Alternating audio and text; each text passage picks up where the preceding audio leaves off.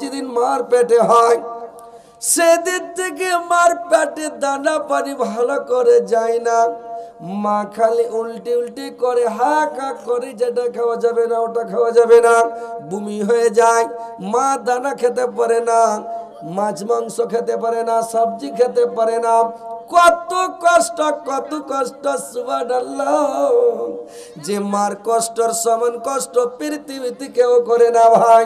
সে মা আপনাকে 10 মাস 10 দিন পেটে নিয়ে থাকে, কত হেফাজতে নিয়ে থাকে রে ভাই, যে বলার শেষ নাই। সেই মা এত কষ্ট করে। যেদের মানুষ মানে আগের যুগে আপনারা শুনেছেন, যখন আগের যুগে মানুষ যখন শ্বশুর বাড়ি যেত, বাবার বাড়ি থেকে কানতে কানতে কানতে শ্বশুর বাড়ি যেত, তার মানে আগেকার শাশুড়িরা ছিল জানলেন, বহুকে জ্বালাইত, ভালো করে খাইতে দিত না। প্রত্যেকটা বউ কানতে কানতে শ্বশুর বাড়ি যেত, বাবার বাড়ি যখন আসতো তখন হাসতে হাসতে বাড়ি আসতো। এরকম একটা জামানা ছিল রে ভাই। কিন্তু ভাই আমার, বন্ধুরা আমার, জীবনের মধ্যে একদিন শ্বশুর বাড়ি থেকে কানতে কানতে বাবার বাড়ি মহিলারা আসে। কোন দিন কানতে কানতে আসে? যেদিন মানে ওকে মাছ বাতাসের ব্যবহার দিয়ে বিদায় করে নিয়ে আসে, যেটাকে বিদাগী বলে। তো যেদিন বিদাগী হয়ে আসে, প্রথম বাচ্চা ওয়ালির মানে বাচ্চার মা হওয়ার জন্য আসে, সেদিন কানতে কানতে আসে, জানে যে আমি দুনিয়াতে আর বাঁচবো না, আবার আর মনে হয় হায়াত নাই। শাশুড়ির গলা ধরে কানে মা গেলাম, ননদের গলা ধরে কানে দিদি গেলাম, যদি চলাফেরায় ভুল হয়ে থাকে মাফ করে দিও। জায়ের গলা ধরে কানে দিদি গেলাম, মাফ করে দিও দিদি। একসাথে অনেক দিন চলাফেরা করলাম, উঠা বসা করলাম, চলাফেরার মাধ্যমে ভুল হলে ক্ষমা করে দিও। বেঁচে থাকলে আবার এসে দেখা হবে দিদি, আর যদি মরে যায় আমাকে ক্ষমা করে দাও, মাফ করে দাও। গলা ধরে কাঁদে রে ভাই, কাঁদতে কাঁদতে আসে, তার মানে জানে যে আমি হয়তো বাঁচবো না। কত কষ্ট ভাই। যেদিন শ্বশুর বাড়ি থেকে মানে চলে আসলো বাবার বাড়ি, সুবহানাল্লাহ, কত কষ্ট। এইবার যেদিন 10 মাস 10 দিন ছুটা যায় রে ভাই, যখন সন্তান প্রসবের ব্যথা শুরু হয়ে যায়, যন্ত্রণা শুরু হয়ে যায়, মা কত কষ্ট করে কাটা মুরগার মতন চটপট করে, কাটা কবিতরের মতো লটপট লটপট করে রে ভাই। কত ব্যথা, কত যন্ত্রণা, সুবহানাল্লাহ।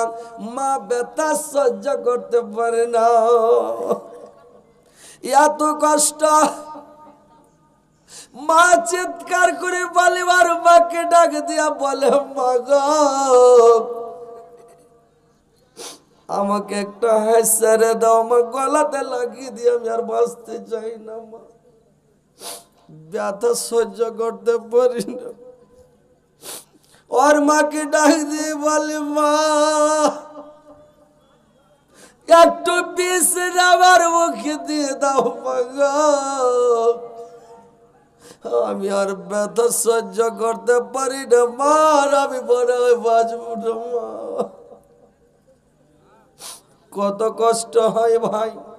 40 ডিগ্রি ব্যথা যদি একটা মানুষের হয় সহ্য করতে পারবে, 45 ডিগ্রি যদি ব্যথা হয় লোকটা অজ্ঞান হয়ে যাবে, 50 ডিগ্রি যদি ব্যথা হয় বিষ শরীরে হয়ে যায়, লোকটা মারা যাবে। কিন্তু সন্তান প্রসবের সময় 55, 56, 57 ডিগ্রি ব্যথা হয়ে যায়, অথচ আল্লাহ মানে ওই মাকে বাঁচিয়ে রাখে, ওকে জীবিত রাখে, বলে বেঁচে যায় রে ভাই, না তো মা মারা যাবে। কিন্তু এত কষ্ট করে মা, এত কষ্ট সহ্য করে মা বাঁচে। তবু ভাইরা আমার, বন্ধুরা আমার, এই লক্ষ্য করে বসো তো, দেখেন কত কষ্ট, কত যন্ত্রণা, কত ব্যথা। আর যখন ব্যথা হয়ে, যখন সন্তান প্রসব হয়ে যায়, এই ছেলে পিলে এগুলা হওয়ার সময় কি আজান দেয়নি না? কেমন কি কেন উঠে দৌড়াদৌড়ি করছে এরা? কথা বুঝে না বলছি, বসে থাকো, মারছে দৌড়, লক্ষ্য করে বসে থাকো। কি হয়েছে যাইছে ওরা দেখছে। কি প্রশংসা করবা আমি মাতারা পিতার, তাদের জন্য দেখেছি আমি মুখ দুনিয়া। হাই রে প্রসব কালে ব্যথা জানানি, যার ব্যথায় ঘুম নাই চোখে পাড়া পড়োশির, যার ব্যথায় ঘুম নাই চোখে পাড়া পড়োশির। উলট পালট করে, উলট পালট করে বাঁচিব না আর। হে খোদা দয়ালু তুমি আমায় কর গয়ুধান, বাঁচিবার আশা নাই করে হায় হায়। প্রসব হইল ছেলে এমনি সময়, লড়িতে না পারে মাতাক, লড়িতে না পারে মাতাক নাসর জুবান। ইশারাতে বলে মাতাক ছেলে আমায় দাও, ইশারাতে বলে মাতাক ছেলে আমায় দাও।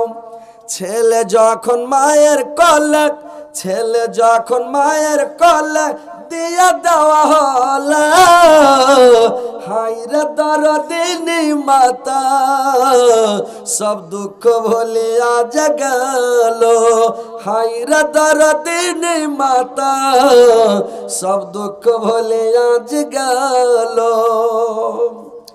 গায়ের চামড়া কেটে যদি, গায়ের চামড়া কেটে যদি জুতো বানায়, তবু মায়ের হক আদায় হবে না হাদিসেতে কয়, তবু মায়ের হক আদায় হবে না হাদিসেতে কয়। ভাইরে আমার, এত মা কষ্ট করে, এত কষ্ট করে গায়ের চামড়া কেটে জুতা বানিয়ে যদি মাকে দেন, তবু মার হক আদায় হবে না। মা এত কষ্ট করে, বাবা এত কষ্ট করে, এত কষ্ট করে মানুষ করে রে ভাই, তবু যখন বউ পেয়ে গেল, বিয়ের আগে বাপ মা সব ঠিক আছে, কিন্তু যখন পরের বেটি চলে আসলো বাড়িতে, বউ চলে আসলো, তখন মার ওপর থেকে ময়া উঠে গেল, বাপের ওপর থেকে দয়া উঠে গেল, ভাই বোনের ওপর থেকে ময়া উঠে গেল। তখন কি করে, তখন পরের বেটি স্ত্রীর ওপরে একবারে ময়াটা, দুনিয়ার ময়া ওর ওপরে চলে গেল। ভাই আমার, যতদিন মা বাপ বাঁচবে, মা যতদিন পৃথিবীতে বাঁচবে, জীবনে ব্যাগ বাজার থেকে নিয়ে যায় স্ত্রীর হাতে দিবেন না, স্ত্রীর হাতে ব্যাগ দিবেন না। ব্যাগটা নিয়ে যেয়ে মার হাতে দিবেন, মার কাছে যায় উঠবেন, মাকে দিবেন। মা খাওয়ার জিনিস যা কিনে এনেছেন, সৌদাপাতি ফল ফ্রুট জানবেন, মা সবকে বেটে বেটে দিবে, মা খুশি থাকবে, আনন্দ থাকবে। মা যেদিন মারা যাবে রে ভাই, সেদিন তো আর কেউ নাই, ব্যাগটা নিয়ে যাবেন, ব্যাগটা নিয়ে গিয়ে স্ত্রীর হাতে দিবেন, সেদিন স্ত্রী মালিক হয়ে গেল। কিন্তু মা যতদিন বাঁচবে, মাকে ছাড়া অন্য কারুর হাতে দিবেন না, মার হাতে দেন। স্ত্রীকে খুশি রাখতে হবে, তো স্ত্রীটাকে খুশি রাখবেন, মানে ওর হাতে না দিলে একটু ফোকনা ফুলেবে, কিন্তু ওর লেগে কী করবেন, লুকিয়া কিছু কিনে চলে আসেন, মাকে ফের জানাবেন না। ব্যাগ এনা মাকে দিয়ে দেন, ওকে যদি 5 কিলো দিয়ে দেন সামান স্ত্রীটাকে, কিন্তু ও খুশি হবে না। কিন্তু লুকিয়ে নিয়ে যায় যদি খালি 5 টাকার সামান দিয়ে দেন, ও খুশি হয়ে রে বাপরে, খুশি হয়ে যাবে যে ভাই লক করে 12 ভাজা কিনে নিলেন, 5 টাকার বা 10 টাকার নিয়ে যা, কোমরে গুঞ্জে নিয়ে যা, ঘরে ওকে দিয়ে দেন, বলে এই শোন, খালি ইশারা মেরা দেন, উড়ে চলে আসবে। একদিন খেলে চাট লেগে যাবে, দৌড়িয়ে চলে আসবে। ও আইলো, ওকে বাহির করে দেন, খায়া খুশি হয়ে যাবো রে বাপরে। খালি বলি ওরে হাত শোনা কত ঘেমেছে রে, ওন্না দিয়ে আঁচল দেয়, খালি ঘাম মুছাবে করে। বুঝতে পারছেন? তো স্ত্রীকে খোঁজ রাখেন, মানা করি না যে খোঁজ রাখিয়েন না, লুকিয়ে নিয়ে যাবেন ওর লেগে। স্ত্রীটাকে লুকিয়ে দেবেন, মা না জানে, আর মাকে দেবেন ডাইরেক্ট দেন, যাতে সবাই জানে। মানে মা সবাইকে এটা চুরিয়ে দিবে, আর স্ত্রীটাকে লুকিয়ে দিবেন, কিন্তু বেশি টাকা দিবেন না, না তো ওর জিবা বড় হয়ে যাবে।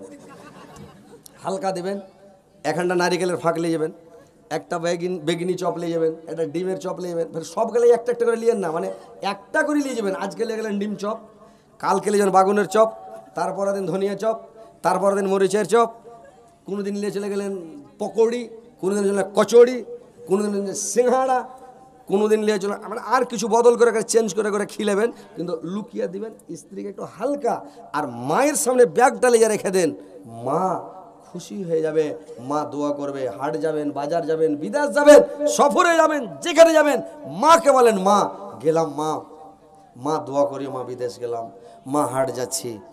বেদিন মুশরিকের একটা মানছে যে মুসলমান এটা মানে না, কি বলবো দুঃখের বিষয়। ছেলে গেল স্কুল গেছে, ওর মার কাছে গেল, দকে তখন করে সালাম দিছে, ও তখন ওর পিঠে হাতে মাথায় দেয়, যা বেটা যা। দাদুর কাছে যেছে, দাদু গেলাম, ওর কাছে ওনাকে প্রণাম করছে, ওর মাথায় হাতে হয়ে যা। আর আমাদের ছেলেপিলাকেরা শিখাবে না যে আসসালামু আলাইকুম মা গেলাম, মা আসসালামু আলাইকুম দোয়া করি গেলাম, এটা শিখাইতে হবে না ছেলেপিলাকে। মাজারের সাথে গেলো, হাট থেকে গেলো, বাজার থেকে গেলো, মাঠে থেকে গেলো, মার সাথে গেলো, মা আসসালামু আলাইকুম, চলে আসলাম মা। আব্বা আসসালামু আলাইকুম, আসসালামু আলাইকুম আব্বা, ভালো আছেন, চলে আসলাম আব্বা। বাপ খুশি হয়ে যাবে, দেল ভরে যাবে, আরে বাপরে এরকম বেটা জিন্দগিতে দেখিনি কারোর, এমন সুন্দর বেটা পেয়েছি নাকি, কলজা ভরা বেটা। কিন্তু সালাম দিবে না বাপকে, বলে যাবে না বাপকে, লুকিয়ে যাবে, যখন যাবে লুকিয়ে যাবে। তো দেখেন ভাই, মা বাপকে খুশি রাখেন, ওয়াজ শুনছেন ঠিক আছে, কিন্তু স্ত্রীটাকেও খুশি রাখেন, মা বাপকেও খুশি রাখেন, বুদ্ধি করে কাজ করতে হবে, বুঝতে পারলেন। বুদ্ধি যদি থাকে ভাসুরের ঘরে মানুষ করে খেবে, আর যদি বুদ্ধি না থাকে তো পুরুষটার খেয়ে ঠাটান খেয়ে খুচলান খেয়ে ঠিক হয়ে যাবে। ও বুদ্ধি করে কাজ করতে হবে।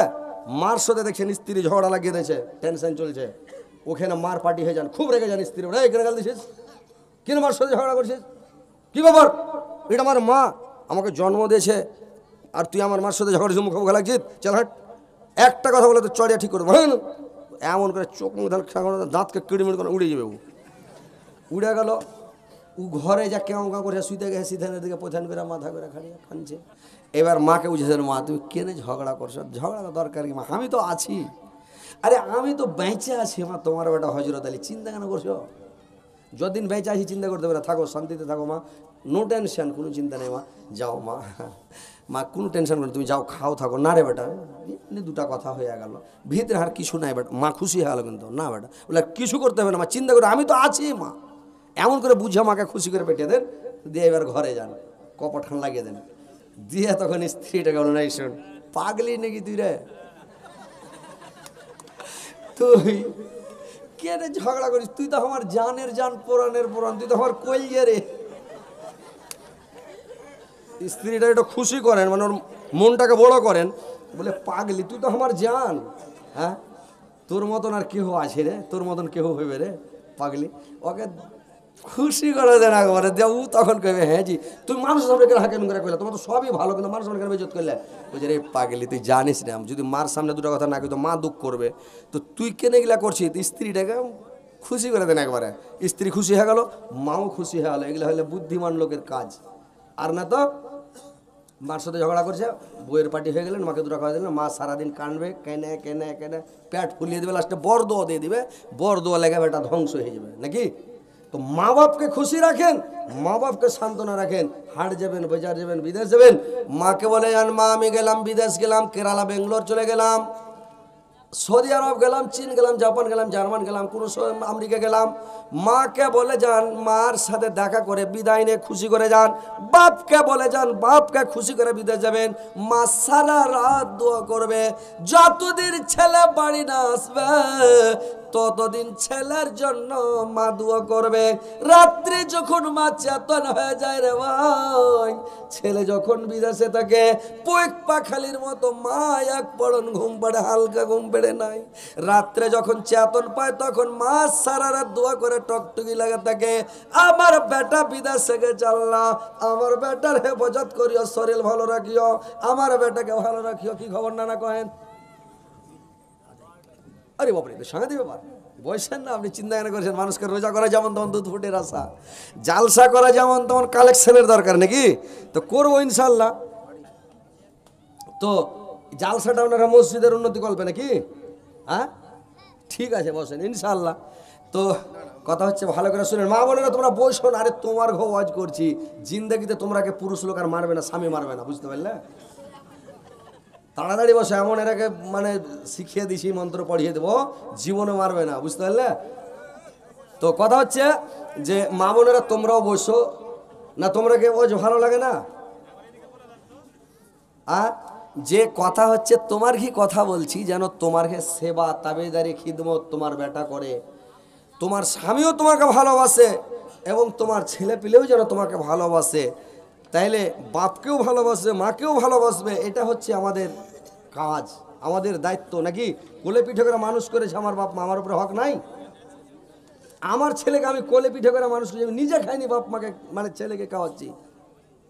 কত মানুষ আছে ভাই পৃথিবীতে, যখন ঈদ আসে পরব আসে নিজে কাপড় কিনতে পারে না, ছেলেকে বাপ কাপড় কিনে দেয়, জামা প্যান্ট কিনে দেয়, নিজে ছিঁড়া পাঞ্জাবি, পুরানা পাঞ্জাবিতে ঈদ পড়ে নাই, পুরানা চাপ্পালে ঈদ পড়ে নাই, পুরানা টুপিতে ঈদ পড়ে নাই, কিন্তু ছেলেরাকে নতুন নতুন জামা প্যান্ট নতুন কাপড়গুলো নিয়ে দেয় রে ভাই। কেন নিয়ে দেয়?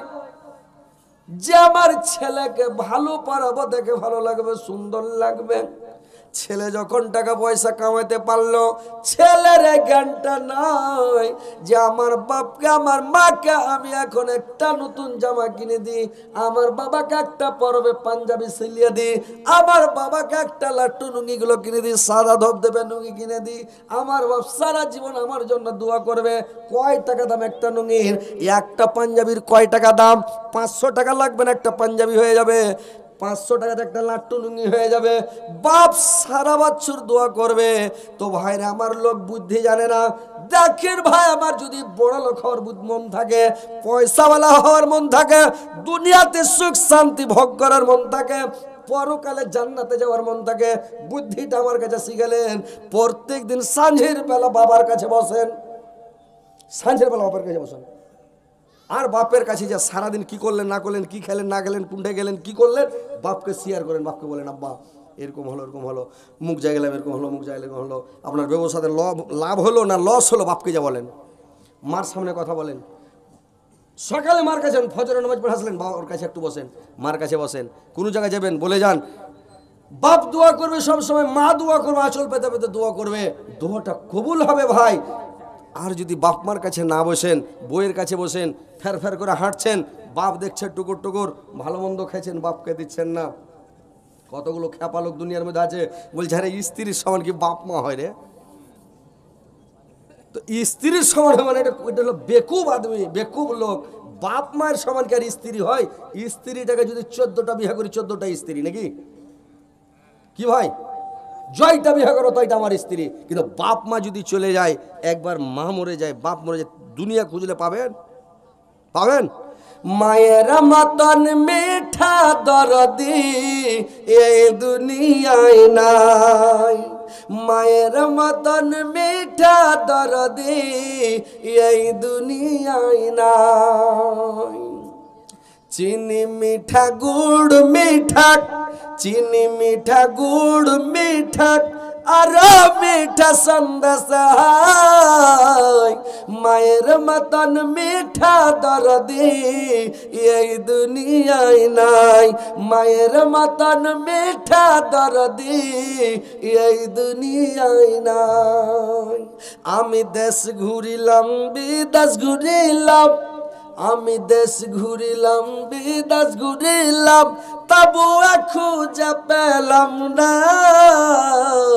মায়ের মতন মিঠা দরদি এই দুনিয়ায় নাই, মায়ের মতন মিঠা দরদি এই দুনিয়ায় নাই। স্ত্রী দেখে বেগার দিক, আমার জন্য কি বালাই, মা দেখে মুখের দিক, আমার ছেলে কি বা কয়, মা দেখে মুখের দিক আমার ছেলে কি বা কয়। মায়ের মতন মিঠা দরদি এই দুনিয়ায় নাই, মায়ের মতন মিঠা দরদি এই দুনিয়ায় নাই। ভাইরা আমার ছেলে যখন বিদেশ থেকে আসে, মাঠে থেকে আসে, বাজার থেকে আসে, মা খালি মুখের দিকে তাকায়, স্ত্রী ব্যাগের দিকে তাকাবে আমার জন্য কিছু কিনা এনেছি কিনা। মা খালি মুখের দিকে তাকাবে আমার ছেলে কিছু খেয়েছে না খায়নি। আমার ছেলে কোনো টেনশন করে বাড়ি আসছে নাকি, আমার ছেলে কারুর সাথে ঝগড়া করে বাড়ি আসছে নাকি, কাজিয়া ফাসাদ করেছে নাকি, আমার ছেলে না খেয়ে আছে নাকি, মুখখান কেন শুকা লাগছে। মা খালি মুখের দিকে দেখবে, ব্যাগের দিকে জিন্দেগিতে মা দেখবে না রে ভাই। এমনই মা, সুবহানাল্লাহ। আল্লাহর নবী যখন মানে বাপ হারিয়ে গেল, আল্লাহর নবী ছোট ছেলে যখন হালিমার বাড়ি থেকে বাড়ি আসলেন, আল্লাহর রাসূল করেছেন কি, আল্লাহর রাসূল যখন বকরি ছাগল দুম্বা ভেড়া চড়াতে গেলেন, আল্লাহর নবীর বাবা আব্দুল্লাহ যেদিন মারা যায়, একটা হাঁস বকরির, একটা দুম্বার হাঁস, একটা উটের হাঁস, একটা কালো দাসী তার নাম উম্মে ঈমান, এই জিনিসটি রেখে আব্দুল্লাহ মারা গিয়েছিল। যখন হালিমার বাড়ি থেকে 6 বছর পাস আল্লাহর নবী চলে গেলেন আমিনার বাড়ি। এবার তার মাকে বলছে, মা গ্রামের ছেলেরা সবাই বকরি ছাগল দুম্বা ভেড়া চড়াতে যাচ্ছে, আমিও দুম্বা ভেড়া চড়াতে যাবো গো মা। এইবার যখন দুম্বা ভেড়া চড়াতে চলে গেল, দুম্বা ভেড়া চড়াতে চড়াতে 2 দিন 4 দিন 5 দিন 7 দিন 10 দিন চড়ালো। একদিন মানে প্রত্যেক দিন যখন আল্লাহর রাসূল বাড়ি আসে, হাসতে হাসতে খুশি মনে বাড়ি আসে রে ভাই। আর সেদিন বাড়ি আসছে, আল্লাহর নবীর অন্তর ভরা দুঃখ, চক্ষু ভরা জল নিয়ে আল্লাহর রাসূল বাড়িতে ফিরছেন। আল্লাহর নবীর মুখের দিকে দেখে মায়াবীরা বলছে, রে বেটা, এরা মুহাম্মদ, তোমাকে কেউ মেরেছে নাকি রে বাবা? তোমাকে কেউ গালি দিয়েছে নাকি রে বেটা? তুমি আমাকে বলো বাবা, তোমার দাদু জান আব্দুল মুত্তালিবকে গিয়ে আমি বলবো, তোমাকে যদি কেউ আঙ্গুল দেখে থাকে তার আঙ্গুলটা তোমার দাদু কেটে নিবে। কেউ যদি তোমাকে চোখ দেখিয়ে থাকে বেটা, তুমি আমাকে বলে দাও, তোমার দাদু জানকে এখনই আমি বলবো আব্দুল মুত্তালিবকে ওর চোখটাকে তুলে বের করে নিবে। বাবা বলো, কে তোমাকে কি বলেছে রে বেটা? আল্লাহর নবী বললেন,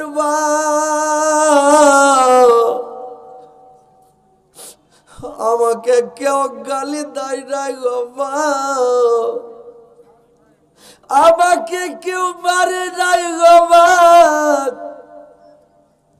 আমি কারোর সঙ্গে কাজিয়া ফাসাদ করিনি গো মা, আমি এই জন্য কাঁদছি মাগো। প্রত্যেক দিন যখন সন্ধ্যার টাইমে বকরি ছাগল চড়িয়া বাড়ি আসি গো মা,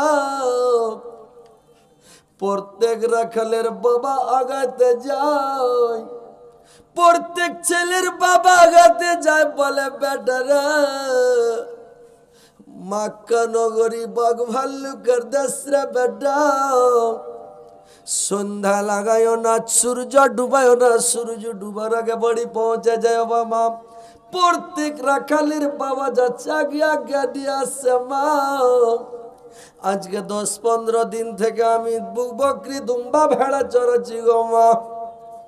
আমার বাবা একদিন আমাকে আগাতে গেল না, আমার বাবা একদিন আমাকে মোহাম্মদ বলে ডাক দিল না গো মা।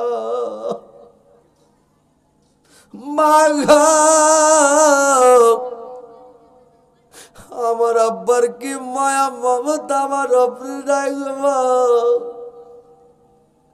আমার আব্বা কেন আমাকে একদিন মোহাম্মদ বলে ডাক দিল না, আগাতে গেল না মা।